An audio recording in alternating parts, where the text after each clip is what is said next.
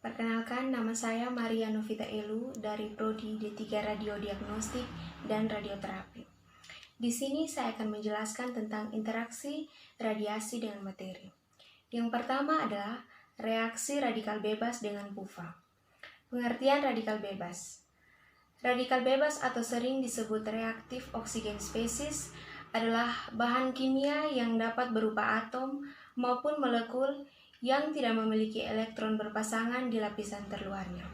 Sifat radikal bebas sangat reaktif dan memiliki waktu paruh yang sangat cepat. Pengertian PUFA.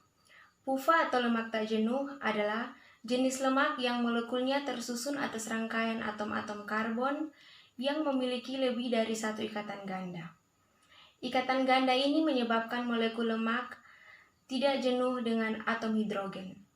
Lemak tidak jenuh biasanya dalam fase cair pada temperatur kamar dan tetap cair saat didinginkan.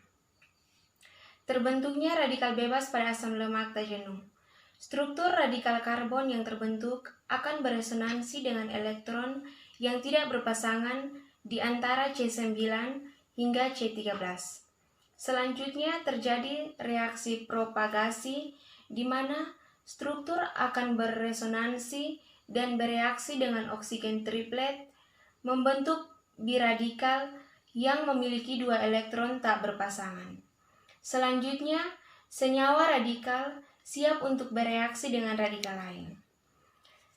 Radikal peroksil akan terbentuk pada C9 atau C13 yang memiliki satu atom berasal dari asam lemak yang terbentuk dari lipid hidroperoksida dengan melepaskan radikal bebas lainnya untuk berpartisipasi dalam atom H berikutnya. Yang kedua adalah reaksi radikal bebas dengan protein. Reaksi radikal bebas dengan antioksidan protein. Kerusakan protein dan asam nukleat lebih tahan terhadap radikal bebas daripada PUFA, sehingga kecil kemungkinan dalam terjadinya reaksi berantai yang cepat.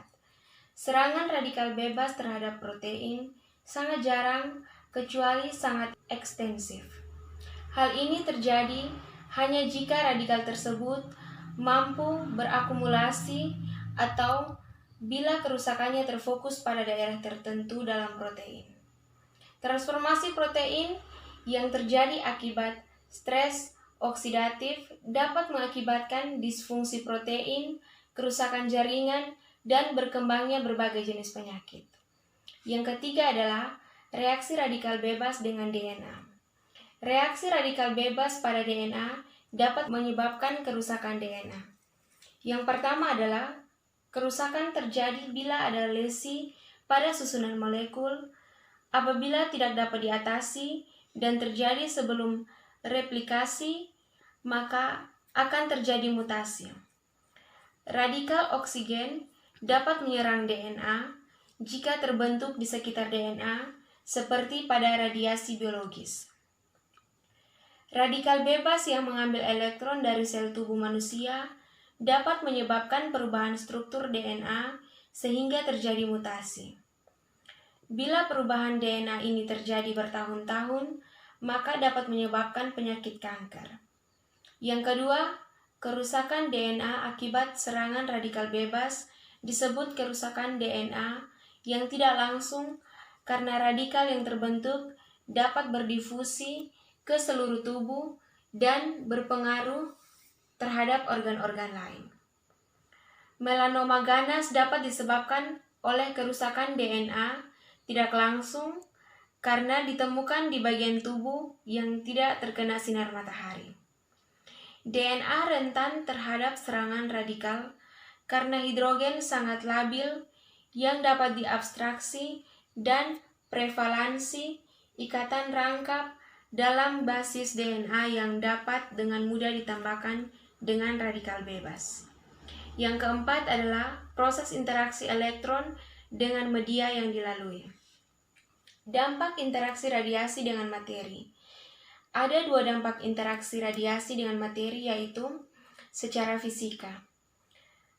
Jika energi yang diserap oleh material kimia hanya dapat membuat energi di dalamnya bertambah, sehingga keadaannya menjadi tereksitasi, tetapi tidak menyebabkan perubahan jenis material tersebut. Yang kedua adalah secara kimia. Bila akibat interaksi antara material kimia dan radiasi menyebabkan keadaan perubahan jenis nuklida atau molekul-molekulnya.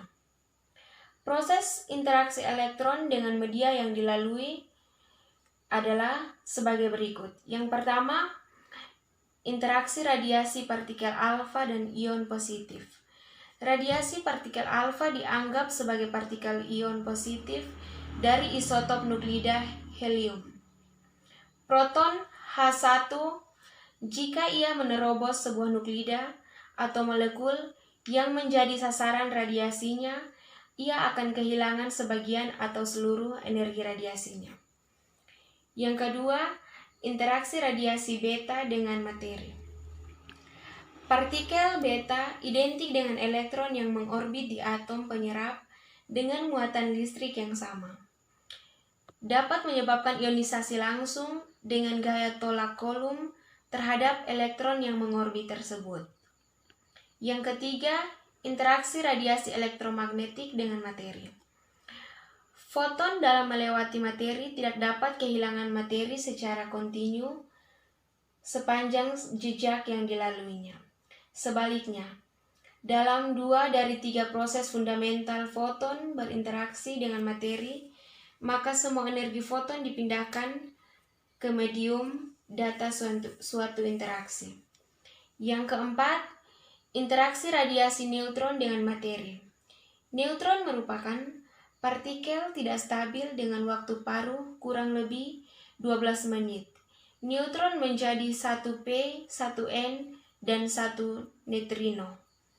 Neutron tidak bermuatan sehingga tidak berpengaruh oleh magnet atau medan elektrostatis. Neutron hanya dibelokkan bila bertumbukan dengan partikel lainnya. Sekian penjelasan saya mengenai interaksi radiasi bebas dengan materi. Sekian dan terima kasih.